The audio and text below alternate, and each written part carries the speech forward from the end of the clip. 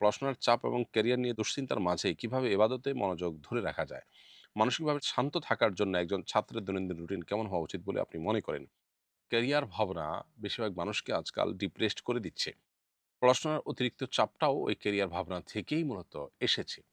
আমাদের জীবনটাকে যদি আমরা পরিপূর্ণভাবে আল্লাহর আদেশ নিষেধ এর আলোকে আমরা যদি সাজাতে পারি, আল্লাহর কাছে যদি পরিপূর্ণ আত্মসমর্পণ করতে পারি, পরিপূর্ণভাবে যদি আমরা মুসলমান হয়ে উঠতে পারি, তাহলে এই চাপগুলো আমাদের জীবনে থাকার কথা নয়। কারণ ইমানদার হিসাবেই আল্লাহ তাআলা আমার জন্য যা রিজিক নির্ধারণ করেছেন তাই আসবে।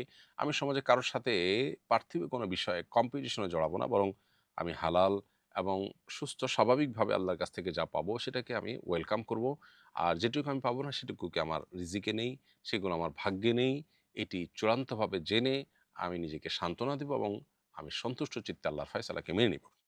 এই মানসিকতা যদি নিজের ভিতরে ধারণ করা যায় এবং পরিবারকে যদি অ্যাওয়্যার করা যায়, তাহলে সেক্ষেত্রে আপনার ক্যারিয়ারের চাপ বা পড়াশোনার চাপের কারণে অতিরিক্ত দুশ্চিন্তা এটা আপনার এবাদতের ধ্যানমগ্নতাটাকে নষ্ট করবে না। অতএব এবাদতে মনোযোগ ধরে রাখার জন্য আসলে আগে থেকে আমার ট্রিটমেন্ট হওয়া উচিত যে আমার দৃষ্টিভঙ্গির পরিবর্তন যেটা খুবই জরুরি, সেটি আমাদের মধ্যে করা দরকার।